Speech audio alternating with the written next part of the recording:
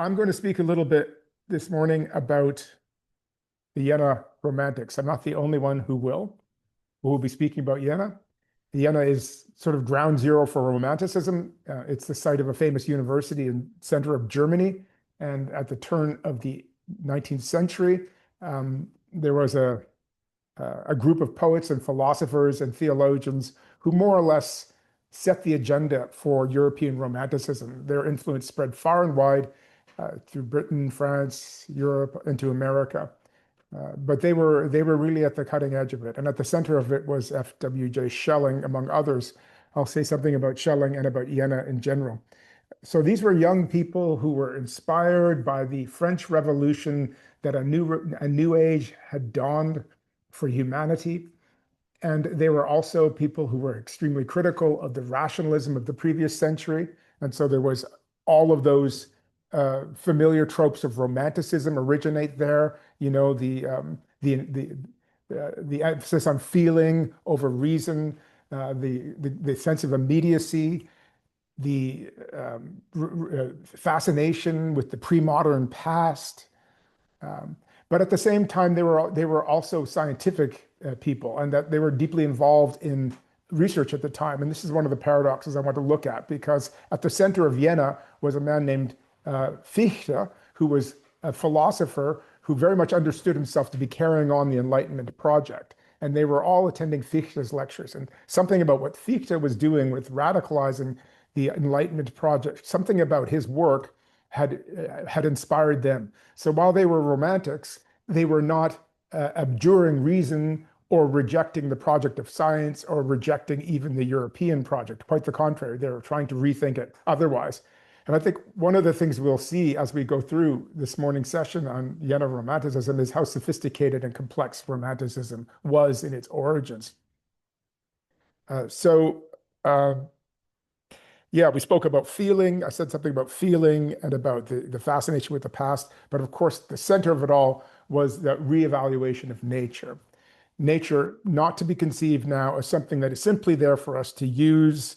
Nature, which is not simply a resource, not something that is spiritless, that could be vivisected, as the Cartesians believed. Animals being soulless could be cut open alive to examine how their organs work. All of that 18th century rationalistic dismissal of the possibility of nature being considered something, beyond us and above us. All of this was put directly into question. So there were real nature enthusiasts. And that's really why they are so relevant right now for the environmental humanities. There's a resurgence of interest in Romanticism wherever the environmental humanities are being discussed. Romanticism is not nearly the bad word it was 20 years ago. It's happening in conferences and in workshops and universities all over the world. So Thane is making its contribution to that discussion by looking at Jena Romanticism this morning as the beginning of environmentalism. So I'd like to suggest to you that the Jena Romantics are the first, or were the first environmentalists.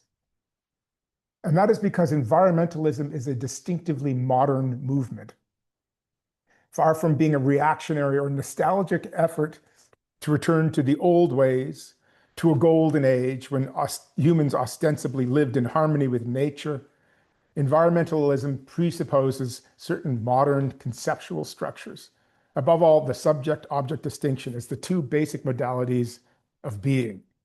So that thesis is intended to be controversial, because I can imagine that many of us in the room who count ourselves to be environmentalists or environmentally interested would find this modern paradigm to be problematic, something to be jettisoned. It's a bit of a trope in certain kinds of popular environmental literature, to begin with a demonization of Descartes and Cartesianism, and along with a bit of Protestant misreadings of Genesis as the origin of environmental crisis. And therefore, we get the idea that environmentalism really gets going when we see, oh, all that's quite behind us, no more Cartesianism, no more Judeo-Christian religion.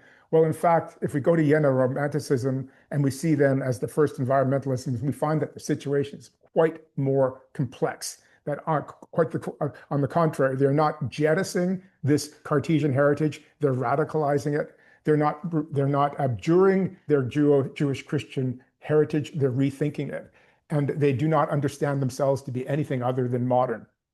And it's my belief that environmentalism remains a modern project.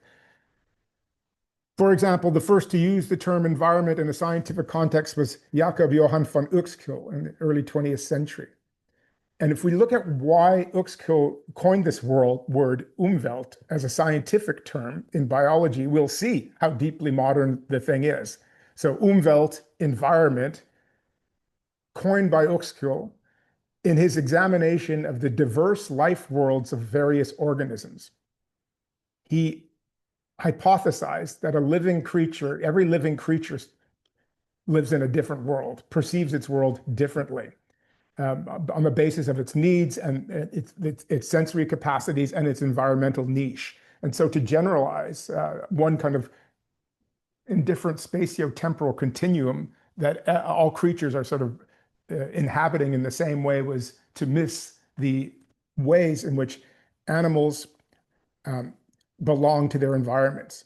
So we can already see how this word in Umwelt presupposes a notion of subjectivity, a notion, I think, which is foreign to the ancient Greeks and the Chinese, that there is something that it is like to be a sea urchin, as there's something that it is like to be a human subject, that there's a kind of urchin subjectivity or proto-subjectivity, which the scientist needs to be sensitive to in order to understand what an urchin is. That the urchin cannot be removed from its world any more than the human can be removed from its cultural world. To understand a human, you need to understand the cultural world of humans. We might not want to call the urchin world a cultural world, but there is something there that is specifically correlative to the sea urchin. The sea urchin is the subject of its world. And if we don't understand that and what its concerns are, what its needs are, what its capacities for perceiving are, we won't understand what it is. So Uexküll argued that organisms experience their world in species-specific ways. And this notion, Umwelt, is environment, literally means the world around the sea urchin, the world around the seagull. This word is meant to describe not a neutral objective space, but a context which is self-referential, which can only be really understood in terms of the sea urchin's specific biological structure. Thus, the world of a sea urchin is wholly different from the world of a seagull. And you don't understand what a sea urchin is if you don't understand that. You can't understand how these creatures are different without understanding their environments. This has become such a trope, of course. We know that an animal abstracted from its environment is only half of the phenomena. But to think now of the term as specifying that something which the moderns more or less argued is distinctive of humans is now to be attributed to other creatures in some other sense. We see the modernity at work. All that lives experience its world in terms of signs, we could say, because the sea urchin has sense experiences. You can see it. We saw it yesterday, moving its little needles, as it's sensing its world. It has one orifice through which it does everything it needs to do, and through these primitive, simple sense organs, it is interpreting information. The rise and tides, the rise and ebb of the tide, for example, the proximity of food, the proximity of danger. All of that information is coming to it as a sign of something either to be fled from or something that is attractive. So, and now we also see here that something that is regarded as distinctively human, this communicative ability, this ability to mediate its environment through signs, is also found in at least in the worlds of other living creatures. And so we could say that communication and sign usage is universal, although immensely varied across the animal kingdom.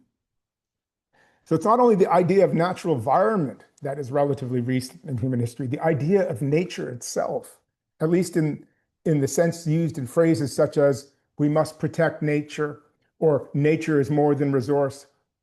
The idea of nature itself is modern. It would make no sense to Aristotle, for example, to speak of protecting nature, any more than it would make sense to Chuang-Tzu.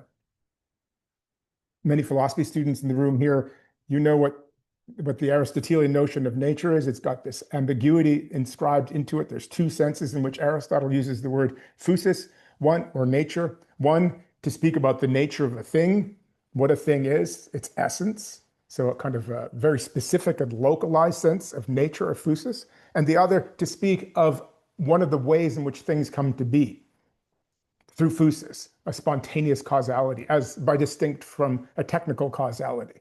So if we create something with human tools, we are a certain kind of cause, Aristotle calls that techne, but if something comes to be without any kind of human agency, such as the blossoming of a plant, then we speak of nature as a cause. So these are Aristotle's two senses. So there is no way in which protecting nature or living in harmony with nature really makes logical sense of either of those two terms. If we go to China, we have the term Tao, which is the closest, I think, approximation we could find in ancient China to the term nature. And here we see even more dramatically how inappropriate terms like protecting nature and living in harmony with nature would be for a Taoist.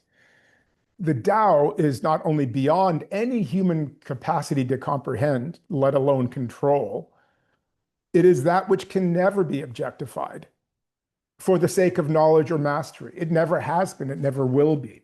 It is that which can only be obeyed in a certain way, either clumsily with resistance, violence, and unhappiness, or virtuously with wisdom, following the way of the Tao. Here's a passage from Chuangzi. Fishes are born in water. Man is born in Tao. If fishes born in water seek the deep shadow of pond and pool, all their needs are satisfied. If man born in Tao sinks into the deep shadow of non-action, to forget aggression and concern, he lacks nothing. His life is secure.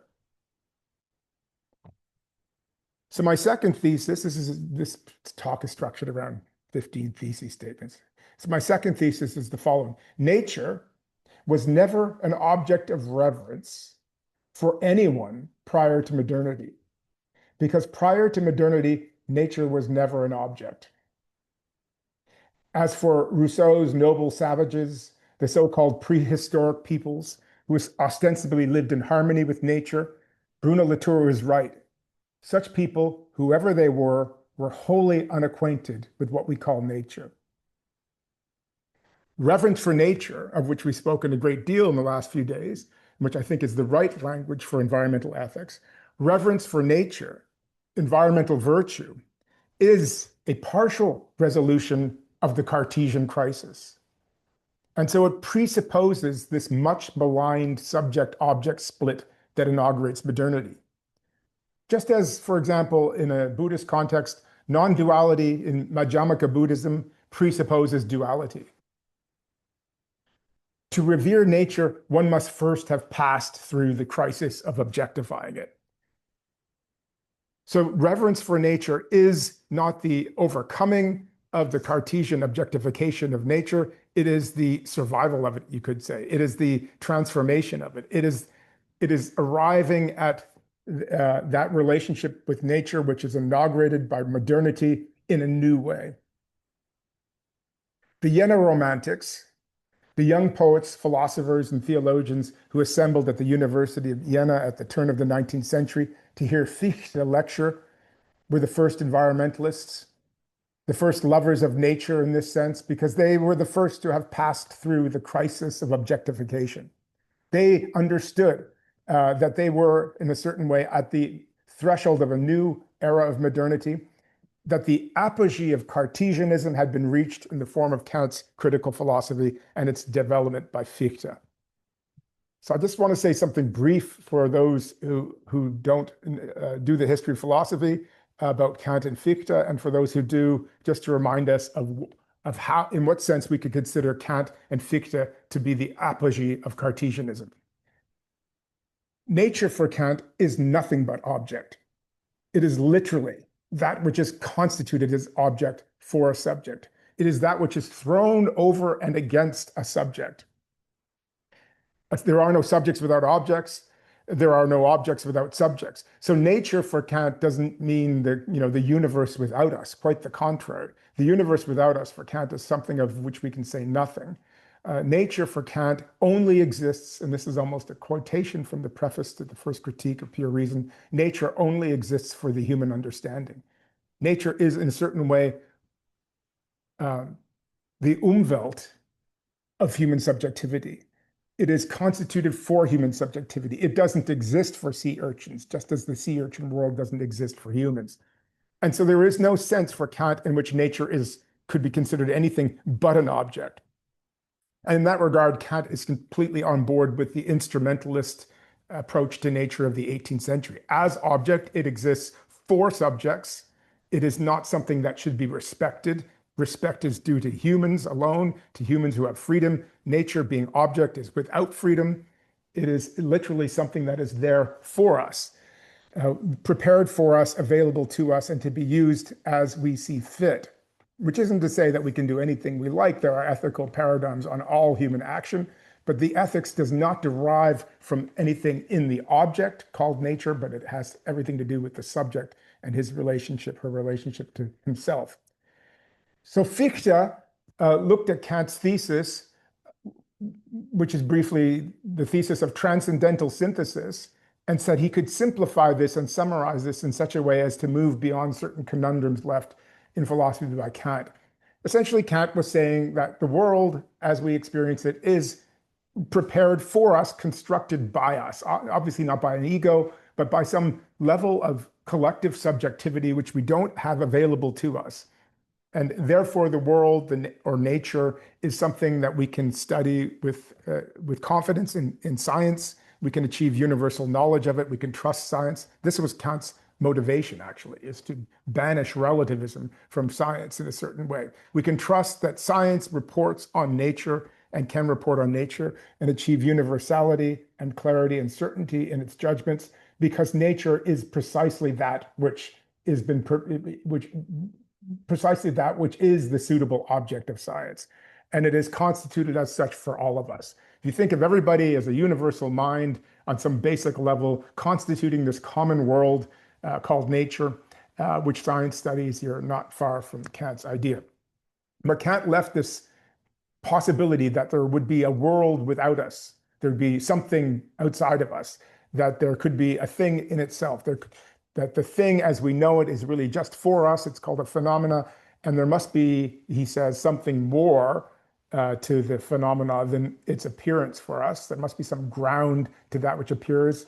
But what that is and what its nature is, what its structure is, of that we can say nothing. It certainly doesn't correspond to the nature of Romantic poets. Fichte and others found this idea of the thing itself a problem, and so jettisoned it. And what Fichte said was happening in Kant really was that there was this new notion of how basic and primordial subject, object, those two Cartesian categories really are.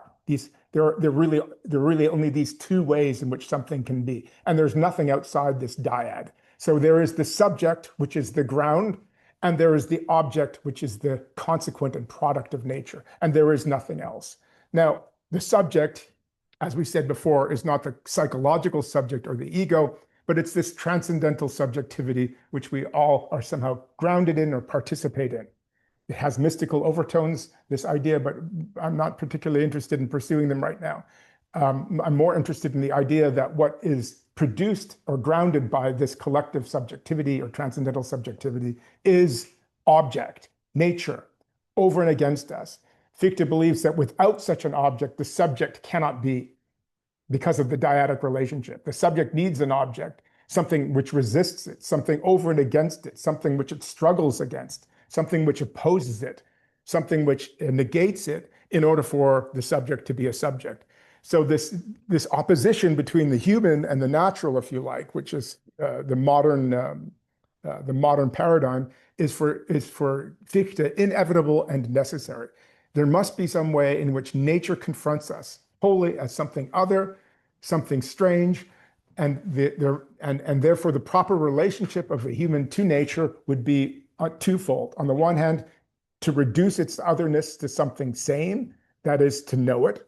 So when something strange and mysterious and unnamed appears in nature, as it does always, science gets to work to domesticate it and tame it and translate it into knowable terms. And so we know that there's something called gravity at work in the universe. We understand the structure of electricity and so on. And with each scientific advance, the strangeness and otherness of nature is overcome noetically or through science. And then on the ethical side of things, there is the progress of civilization. And the progress of civilization is really nothing other than clearing away the otherness, or transforming, perhaps a better word is to transforming the strange into the familiar, making a home out of nature, cutting down the trees and using the trees to build a house for the family. In essence, that is the ethical, practical relationship of the subject to the object. So that was repellent to the young romantics, who were all nature lovers, because it just compounded the idea that the only proper relationship to nature is an instrumental relationship, that nature has no value in itself, that nature is not meaningful in itself. For whatever reason, they were convinced that this was wrong, that there was some sense in which nature contains us. We do not contain it. They were enthusiastic by the idea that there's something infinite to this so-called object, which is nature. And this is unlike the infinity spoken of in religion. It's an infinity that we have a direct contact with. So they didn't want to continue with this instrumental project. But they recognized the power of the argument. They recognized the inevitability of the argument, the unsurpassability of the argument. From Descartes to Kant to Fichte, for them, seemed to be something that you might be able to build on, but you could not undo. So there was no going back to the Middle Ages. There was no fetishizing of pre-modern ontologies. On the contrary, if there were to construct an ontology of nature that was not instrumental, it would have to be by going through this paradigm and recognizing the partial truth of it, and at the same time going beyond it. So the Jena Romantics did not reject Kant or Fichte. They transformed the Cartesian Kantian paradigm from within, accepting the fact that there's just two modes of being, subject and object. They hypothesized, as we spoke of yesterday in Kyla's seminar, that nature should be considered not only object, but also in some mysterious sense, subject. They did not deny that there is a sense in which nature is object.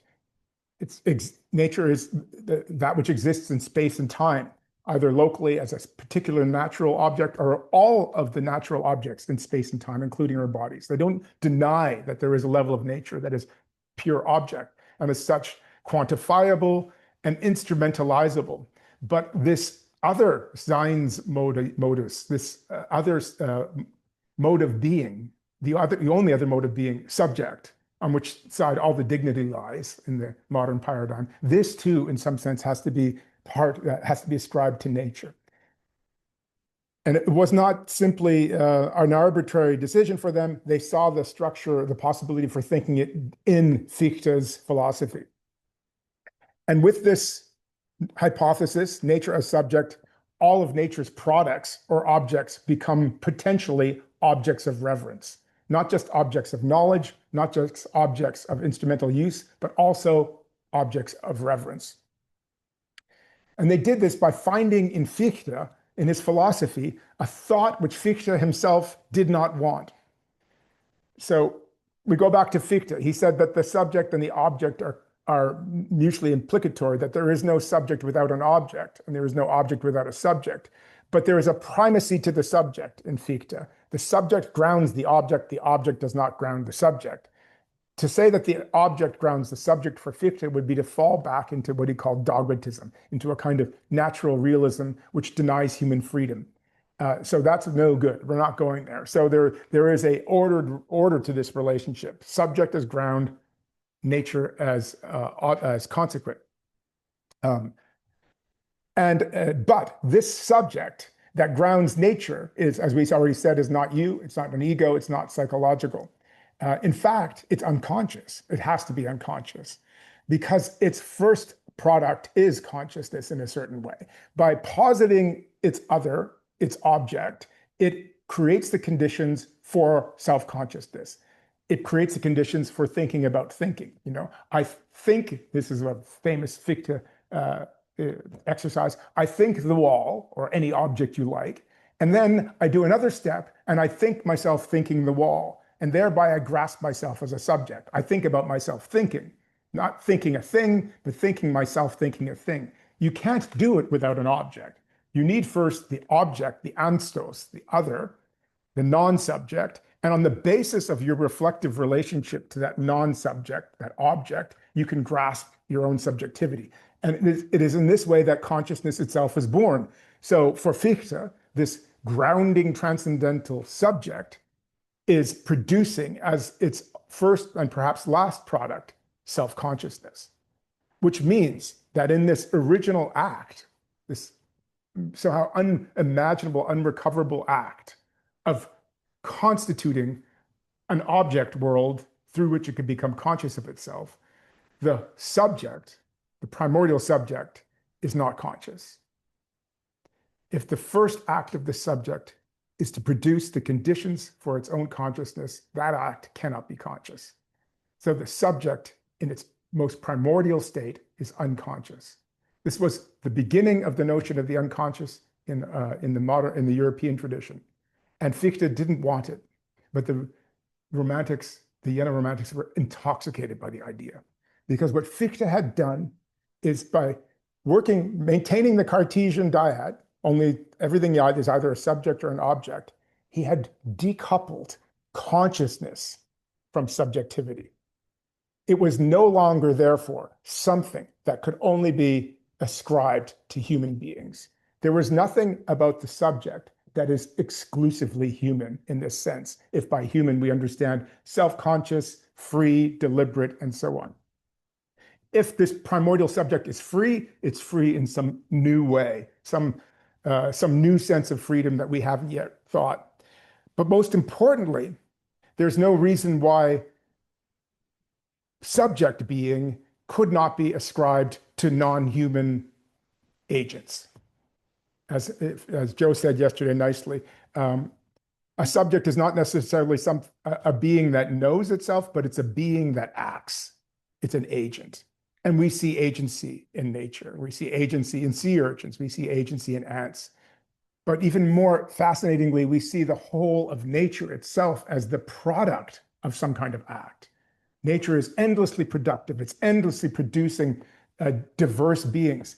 They were also, these Jena Romantics, the first evolutionary theorists. Along with the scientists at the time, they were beginning to see that there were ages of the earth. And at different ages of the earth, there were different species that were thriving. And so it seems that the productivity of nature is not just the pluralization of a static set of species, but the production of nested and increasingly complex orders of species, with earlier forms of species dying out.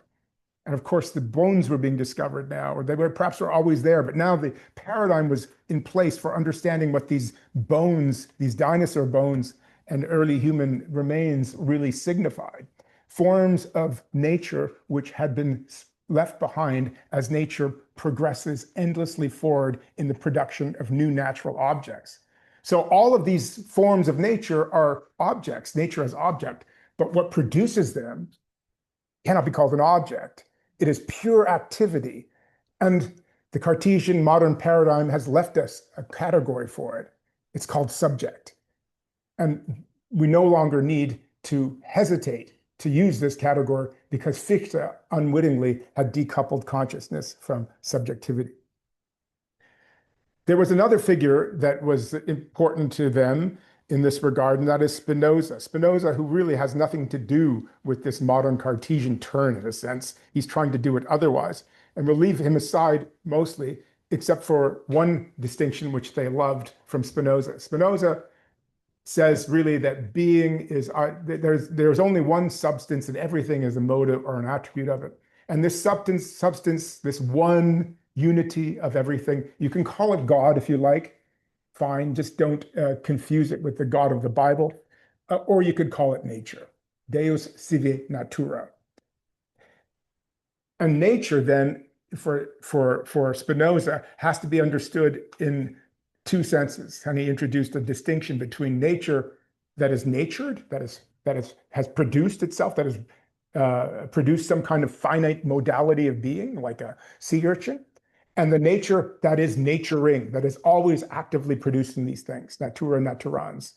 This distinction was immediately sort of picked up by Jena and grafted to Fichte. So now we have a subject that is called nature, of which consciousness is not for which consciousness is not necessary, which is active, but which is active now in this infinite sense. It is pure activity. It's activity that never rests. It is, in a certain way, activity without an agent.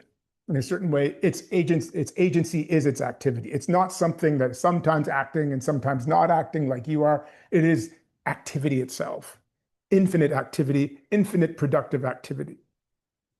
And then the question arises, well, what is it doing, this infinite productive activity? And they realize that what it's doing is it's organizing itself at different levels and of complexity, from the lowest to the highest, perhaps to the whole thing. So they found in Kant a term for describing this kind of structure, this kind of formative structure.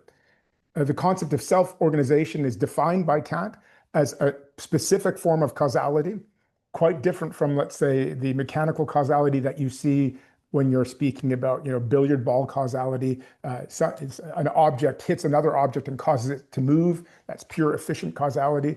That is not the way, for example, the parts of a plant grow. There are efficient causes working on a plant, but there's a relationship of the causes to the effect in a living organism, which makes it quite a different type of structure than a non-living organism. So Kant distinguishes a mechanical causality, which is a cause and an effect that have an indifferent relationship to each other, from a reciprocal or self-organized or communal causality, in which the causes and the effects are bound together. It's a somewhat difficult idea, but I think it's relatively it's relatively clear. In a self-organized structure like a plant, the part causes the whole causes the part. An example is a blueberry bush. The blueberry bush every year comes back. It has a structure: twigs, leaves, fruit, flower, fruit, and then a seed. All of that's happening continually in all the plants, of course, and there's analogies in the human body and in other organisms. The plant then has parts, stem, leaf, flower, fruit, seed. These parts inhere in the whole that makes the blueberry bush what it is.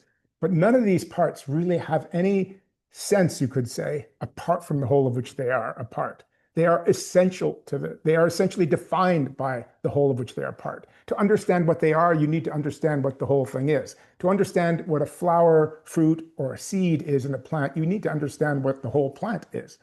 So in this respects, the whole is producing the parts. The whole causes the parts, which is counterintuitive. In a mechanical model, we would say, well, the parts added together produce what we call the whole. But that's not really a whole. That's more like a heap. In a self-organized being, the whole is causing the very parts that produce the whole. An artifact like an automobile or a coffee cup or an iPhone is a kind of middle point, because it has a sort of artificial self-organization. It's not self-organized, it's organized by the designer. But the designer is acting as the agent, which sort of knits the otherwise indifferent pieces of the mechanism into a whole. But it's not a real whole, it's an artificial whole. And that's why if you pull a alternator out of a combustion engine, it doesn't grow a new one, or it doesn't compensate for its loss. It's not involved in the life of its parts.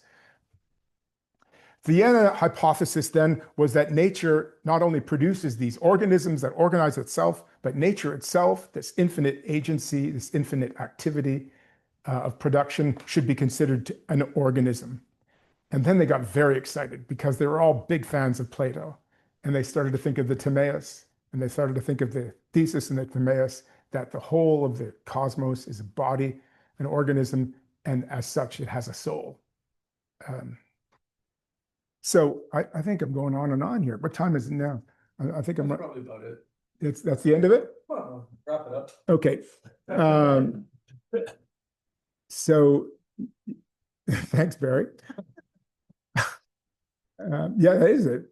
Yeah, I'll stop there. I was going to speak, I'll just say the last thesis then, and then because this is going to maybe introduce what's coming up later. There were three versions of this response to Kant and Fichte at Jena. There was an affective and non-noetic response, emphasizing feeling. There was a speculative and noetic response, emphasizing thinking and science. And there was a poetic and trans-noetic response. So the main Jena Romantics, the Schlegel brothers, Schelling, Novalis, Schleiermacher, Carolina von Gunderlode, they all experimented with these different responses. But the effective non-noetic response is most associated with Schleiermacher, who said that at the base of human consciousness is a feeling for infinity. And the infinity for which we have this feeling is nature. And the speculative noetic is most associated with Schelling. The poetic transnoetic is most associated with Novalis. So we'll hear more about these figures as the day progresses. So I'll probably leave it there because otherwise Barry will shut me down. So thanks for your attention. Thank you. I mean, we did start slightly late, so we'll do a few questions, right? Yeah. I do have a little microphone if anyone has a question, so Sean can hear you. I would just note as somebody's thinking of something that Gavin Shields, Melanie Coughlin, and Julia Valpione have joined us online. I guess I have a question. I guess just speaking to how you define, I guess what I'm realizing is that there's almost these layers of definitions in philosophy, subject, object, that you almost have to have this like understanding of first before you can get to the next layer and layer and layer. And anyways, I'm going on. This idea of consciousness and unconscious, how do they define what is unconscious? Is it specific to our human capacity for reflection and interpretation? Yeah. Well, with regard to the first point, so not all philosophy works in this historical key. So I do, and many of the people that I work on do. But some people think you can just start philosophy with a blank board and just say, well, I say there's nothing but little wiggling things, and then you recreate your universe or whatever. But this kind of philosophy is more known as hermeneutical. It understands that the history of ideas is not something that you can pick and choose, but because it makes possible our concepts. So you've got to deal with Descartes and Kant because they're already dealing with you. And so that's a basic distinction in philosophy. So it's a hermeneutical. Not everybody would do it that way. Many people just think you can just, well, that's such a bad idea to split the subject from the object. Let's just not do it. With regard to the unconscious, you can speak about the non-conscious, that which has no capacity for consciousness. And that's quite different from the unconscious, which is that which has the capacity for consciousness, which is proto-conscious, which is on its way to being conscious, or somehow organically related to that which is conscious. Those are different kinds of things, right? So the unconscious as a feature of this primordial subject is unconscious in that latter sense. It's not just saying, there's no consciousness there. It's saying, no, this is the germ of consciousness. This is the beginning of consciousness. And as such, it cannot be conscious. And it might even be above consciousness. It might be more than consciousness. It might contain consciousness. But it's not simply something that we are denying consciousness of. The unconscious in this regard is not merely a negation, but it's a genetic term for describing the origin of what will, in a more developed form, be conscious. Okay. So if all of nature is unconscious in this respect, then it all has this genetic relationship to consciousness. That's helpful. Thank you.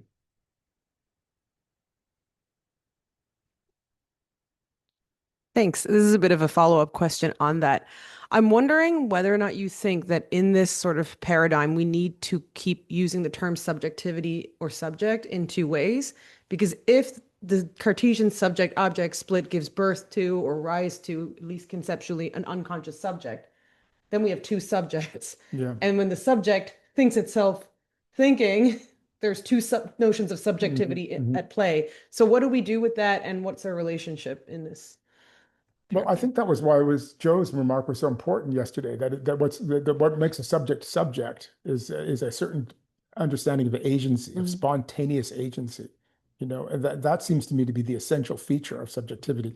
And then this consciousness, this relation of the self to itself, is one of the features of some kinds of subjects, but it's not essential to subjectivity as such. Thanks.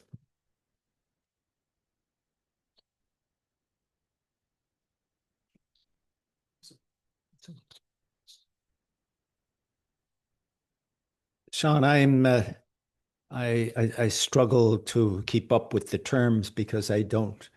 This is not my world. However, Fane is my world. But then I think if the example you gave of the blueberry bush being the whole, and I think of Fane as the whole, well, what parts produce the whole? Is my part? Is that as I a part? Am I a part of the whole? Well, if we could, it's wonderful to consider social political structures as analogous to, or as self-organizing, or analogous to self-organizing structures, in which cases the whole, and the whole produces the parts. It's the parts as just as much as the parts produce the whole. And I think that's a helpful way to think, because an organization like Fane, and this is what I got to yesterday when we did our ritual, has its own soul in a certain way, like in that strict sense of the principle of that organizes it, which is not located in any one of the parts, not in me, not in you, and not even in the sum total of all the parts together, but it's something mysteriously more than all of them, which is producing them. And I don't think that's as mystical a sounding idea as we might think. Like when we speak about the spirit of a nation, or the ethos of a community, or the mood of a group, we're speaking about something kind of similar here. That a group of people is composed of, let's say, the individual members, but there might be a mood there that is galvanizing them, or an attitude or an idea, which is not localized in any one of them, but it makes each of them a member of the whole, because each of them are in some respects affected by it, participating in it.